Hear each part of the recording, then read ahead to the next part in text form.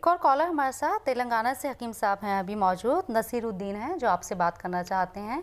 कई बार इनका कॉल आया भी था लेकिन वेटिंग में बहुत ज़्यादा, जैसे कि लोग आपसे बहुत ज़्यादा बात करना चाहते हैं। तो नसीरुद्दीन जी बताएं आपको क्या परेशानी है? अस्सलाम वालेकुम। अस्सलाम वालेकुम। जी वालेकुम सलाम। मेरी लड़की के जी वो अस्सलाम वालेकुम हाकिम डॉक्टर साहब है, डॉक्टर साहब से बात कर रही जी जी जी वालेकुम सलाम, फरमाइए।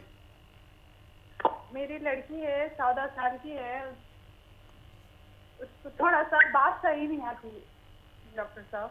कितने साल की है? 14 साल की है। अच्छा, कुछ भी नहीं बोलती क्या?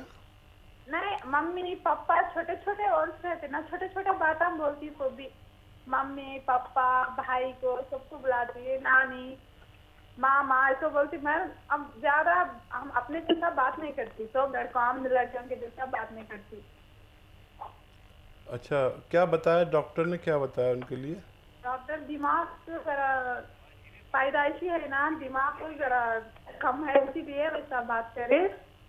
उम्र कैसा बढ़ती कि वैसा आप ट्रेनिंग करो, आप गाइड है बोलते बोलते हम आपको जो आप ट्रेनिंग कराओ, आप इस बात कराओ। मम्मी पापा गोली है उसकी, उसको जो कि बोलता हम कितना बोलो कितना करो भी वैसा ही थे। ठीक है ठीक है। 14 साल उम्र बहुत ज़्यादा होती है लेकिन बच्ची अभी तक नहीं बोल रही हकीम साहब। हाँ, दिमाग से मुताल्लिक ये मसला है और मैं कुछ मदद करता हूँ आपकी। अगर आप हमें उसके वो पेपर जो आपने उनकी तशख़ीस कराई थी, जांच कराई थी, अगर हमसे शेयर कर लें तो हम बहुत अच्छी मदद और बहुत बड़ी मदद कर पाएंगे। और अगर ये मुमकिन नहीं है तो मैं नुस्खा भी बता देता हूँ आपको, लेकिन उसकी असली मदद जब होगी जब आप उसकी तमाम रिपोर्ट्स हमसे शेयर कर लेंगे। और बच्ची का मामला है और रिपोर्ट से हमें बहुत मदद मिलेगी। आप हमारे से व्हाट्सएप नंबर ले लें, इसी नंबर से हमारा, उस पर अपनी रिपोर्ट भेज दें डॉक्टर को, और डॉक्टर उसको देखेंगे, फिर आपसे कॉल करके बात करेंगे पूरी, कुछ आपसे उसकी कैफियत मालूम करेंगे, कुछ रिपोर्ट देखेंगे, फिर हम आपकी बहुत एक बड़ी मदद कर सकते हैं। और उम्मीद से रहिए, ऊपर वाले पर मदद आएगी ऊपर वाले से, और मुझे उम्मीद है कि इसको हम कुछ ना कुछ मदद कर सकते हैं। अगर हकीम साहब से आपकी बात नहीं हो पाती है फ़ोन लाइन पर किसी वजह से, तो आप हमारे हेल्पलाइन नंबर पर कांटेक्ट कर सकते हैं जहां पर हमारी एक्सपर्ट टीम मौजूद रहती है 24 घंटे आपके खदमात के लिए। तो आप वहां पर जाके कॉल कर सकते हैं और वहां से आपको मदद मिल जाएगी, हकीम साहब से भी आपकी बात हो जाएगी। आप सेंटर्स भी विज़िट कर सकते हैं हमारे। हकीम साहब कहते हैं शिफा मिले तो खाक से, ना मिले तो लाख से। अल्लाह ताला ने आपकी ज़बान में, आपके हाथ में वो शिफा दी है कि आज ये आलम है कि लोग इंतज़ार करते हैं आपसे बात करने का। हाँ, देखिए, मेरी हमेशा से कोशिश होती है, और एक मालिज, एक वैद या एक हकीम की नीयत पे भी बड़ा फ़र्क रहता है। और शिफा हमारे हाथ में नहीं होती, और दवा इजाज़त लेती है अल्लाह से, फ़ायदा पहुँचा या नहीं। और जब फ़ायदा पहुँचाती है तो नाम हमारा हो जाता है, लेकिन बेशक हमारा रब उस शख्स को फ़ायदा देता है।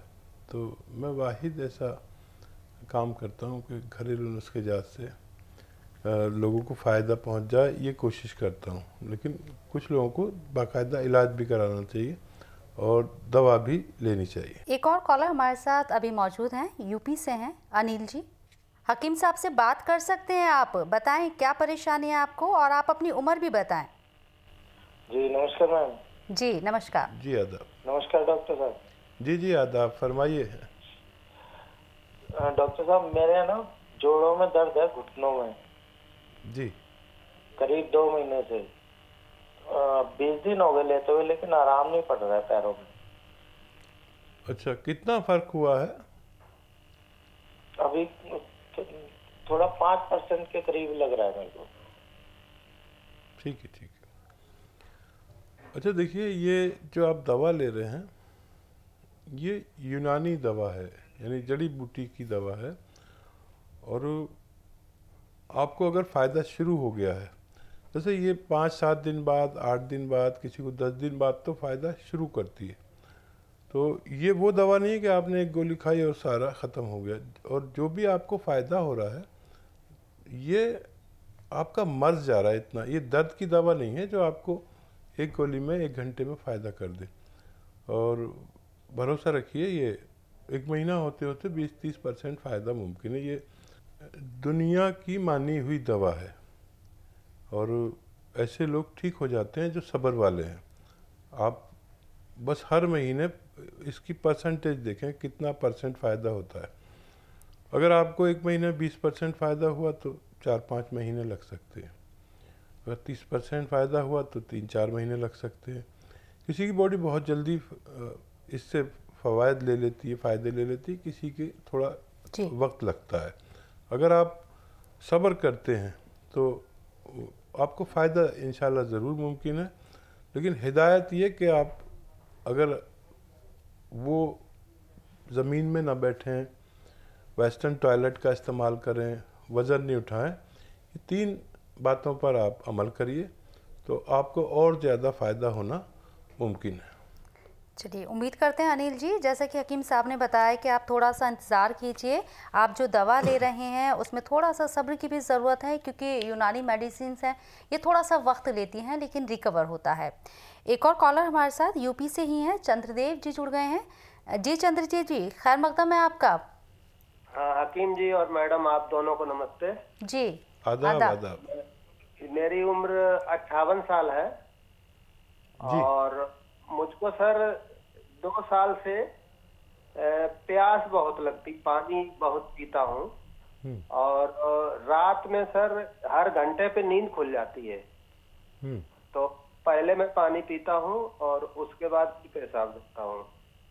तो थोड़ी प्रोस्टेट भी बढ़ी हुई है, करीब 40-42 ग्राम की है। अच्छा। और शुगर में मैं बॉर्डर लाइन पे सर हूँ, डायबिटिक नहीं हूँ पर बॉर्डर लाइन पे हूँ। ठीक है। तो सर ये प्यास वाली समस्या नहीं हल हो रही। मैं नेचुरोपैथी भी करा चुका हूँ और आपको जब भी कभी टीवी पे देखता हूँ तो बहुत ही अच्छा लगता है, आपका तरीका बताने का बहुत अच्छा है। बहुत शुक्रिया, बहुत शुक्रिया जी सर। अच्छा देखिए, आप हिदायतों पर ज़रूर गौर करना, चाहे दवा कोई ना खाएं लेकिन हिदायत पर गौर ये करना है कि गर्म पानी पीना शुरू कर दें। और जब भी पिएं, जब भी मौका हो कि गर्म पानी आप पी सकते हैं आसानी से, गर्म पानी पिया करें और 1 घंटा पैदल चलना शुरू कर दें। ये 2 बातें हैं। और गुड़मार बूटी, गुड़मार पत्ता भी कहते हैं, गुड़मार बूटी लीजिए 300 ग्राम, और मोरिंगा का गोंद लीजिए 150 ग्राम। इसको खूब बारीक पाउडर बना लें और आधा चम्मच सुबह खाने से पहले खा लिया करें, आधा 1 घंटे पहले, और आधा चम्मच शाम, और 1 घंटे पैदल चलना। अगर आप ये करेंगे तो आपकी प्यास भी ठीक हो जाएगी और बहुत आपको फ़ायदा होगा। हाइड्रोसिल में भी थोड़ा सा फ़ायदा होगा। और टाइट नेकर, स्किन टाइट नेकर पहना करिए। और शुगर होने से आप बच जाएंगे। अभी बॉर्डर लाइन पर हैं तो इसका मतलब है कि ख़तरा आ गया है, दुश्मन बॉर्डर लाइन पर आ गया है और कभी भी आप पर हावी हो सकता है। इसलिए आप इन तमाम हिदायत के साथ ये नुस्खा इस्तेमाल करें। मुझे उम्मीद है कि आपको फ़ायदा मुमकिन है। मलका खान है जो कि बंगाल से हैं। जी मलका जी, बताएं आपको क्या दिक्कत है?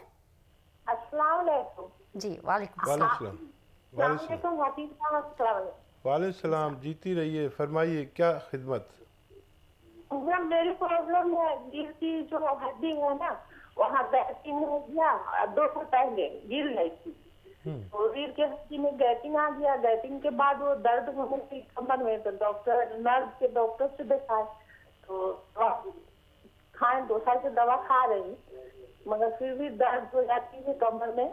और नीचे तो बैठने के लिए डॉक्टर बोले कि एकदम ही ना बैठिए, और यानी गुस्ल वगैरह भी करना है तो टूल पर बैठ के कीजिए, कोमोड इस्तेमाल कीजिए बाथरूम का, तो वो सब इस्तेमाल करती हूँ मैं, फिर भी कमर में दर्द हो जाती है। यूनानी दवा खाते हैं कोई? यूनानी आपने यूनानी कोई दवा खाई? नहीं, एलोपैथ दवा खाई। ठीक है। अच्छा देखिए, आप तमाम हिदायत पर उनकी अमल करिए जो डॉक्टर ने बताइए, और आप करते हैं, बहुत अच्छी बात है। यानी वेस्टर्न टॉयलेट का इस्तेमाल करना, ज़मीन में नहीं बैठना, वज़न नहीं उठाना, ये सब करें। लेकिन आप एलोपैथिक 2-3 साल खाएंगे तो फिर कोई ना कोई दूसरी परेशानियां शुरू हो जाएंगी। एलोपैथिक आर्जी इलाज है, यानी वक्ती तौर पर आप उसे खाकर फ़ायदा उठा सकते हैं, अच्छी दवा है। आपको यूनानी में आना चाहिए, या तो बाकायदा आप इलाज करें, या एक घरेलू नुस्खा मैं आपको पेश करता हूँ। देखिए, ये जो आती है छोटी हरड़ भी कहते हैं, छोटी हड़, ये लीजिए 100 ग्राम, और अलसी 100 ग्राम, मेथी 100 ग्राम, और अश्वगंधा 100 ग्राम, और एक सबसे कीमती दवा इसमें जो है वो है गौनसिया यानी काला गौन। अच्छा, काला गौन की पहचान मैं आपको बता देता हूँ कि काला गौन बड़ी मुश्किल से मिलता है और नकली बहुत मिलता है। तो काले गोंद की पहचान ये है कि ये और गोंदों की तरह होता है, लेकिन उससे बड़ा बड़ा होता है, इतना बड़ा बड़ा होता है काला गोंद, और ये जायके में इंतहाई कड़वा होता है। इतना कड़वा कि अगर आपने इसको पीस के ज़बान पर रख लिया तो आपको ये अगर चाहिए कि आपका मुंह की कड़वाहट चली जाए तो आपको नमकीन या मीठा खाना पड़ेगा, नहीं तो शाम तक आपका मुंह कड़वा रहेगा। ये मैं इसलिए बता रहा हूँ कि आप को कोई नकली चीज़ ना देते। इतना कड़वा होता है कि आप यानी नीम, करेला और जितनी भी कड़वी चीज़ें, इसके आगे कुछ भी नहीं है। तो ये भी उतना ही लीजिए जितनी और चीज़ें आपने ली हैं, सबको हम वज़न यानी बराबर बराबर वज़न में लेकर पाउडर बनाएं, और 1-1 ग्राम तीनों टाइम खाने के बाद, नाश्ते के बाद, दोपहर खाने के बाद, रात को खाने के बाद, पानी से, बग़ैर चर्बी के दूध से या जूस से लेना शुरू करें। चंद हफ्ते या चंद महीने आप लेंगे तो आपकी ये मुद्दतों की परेशानी ठीक होना मुमकिन है। चलिए, उम्मीद करते हैं कि आप अमल करेंगे हकीम साहब के बताए नुस्खों पर। हकीम साहब, एक चीज़ मैंने नोट की है, जो भी आपने नुस्खे बताए वो हमारे किचन से निकलते हैं। आपने जिक्र किया 3 दफ़ा तो अलसी का ही जिक्र कर दिया, काला गोंद आपने यहाँ जिक्र किया है। अलसी के फ़ायदे बेशुमार हैं, ये धीरे धीरे शायद नाज़रीन भी जान रहे हैं। और जैसे कि आपने बताया, क्या इसको डेली यूज़ में भी यूज़ कर सकते हैं अलसी को? बहुत अच्छा सवाल आपने किया, और वाकई अलसी को डेली यानी रोज़ाना के इस्तेमाल में भी इस्तेमाल कर सकते हैं, और मैं बज़ाते ख़ुद भी अलसी का इस्तेमाल करता हूँ।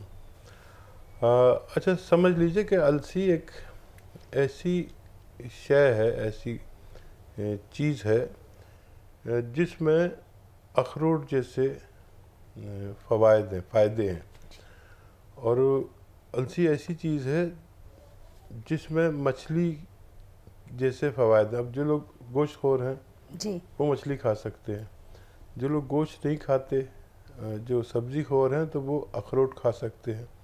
अब अखरोट इतना महंगा है कि वो गरीब आदमी नहीं खा सकता जी। तो उसके लिए ऊपर वाले ने अलसी बनाया कि वो काफ़ी सस्ती है, लेकिन उसके फ़ायदे अखरोट जैसे हैं। आप समझ लीजिए अखरोट में वो सब चीज़ें हैं जो इंसान के स्ट्रक्चर को मजबूत करती है। यानी इसमें तांबा है, और इसमें ये आदमी के स्ट्रक्चर, यानी जैसे हम कोई बिल्डिंग बनाते हैं जी, तो आपने देखा होगा पहले उसके कॉलम बनाए जाते हैं जी, और उसका वो स्ट्रक्चर होता है, और वो सरिये उसमें बांधते हैं और क्या क्या करते हैं, फिर उसके ऊपर बिल्डिंग बनाए जाते हैं। जी। तो ये स्ट्रक्चर का काम करती है, फ़ायदे बहुत करती है, लेकिन जब तक स्ट्रक्चर किसी बिल्डिंग का ठीक ना हो, जब तक वो बिल्डिंग को हम मजबूत बिल्डिंग नहीं कह सकते।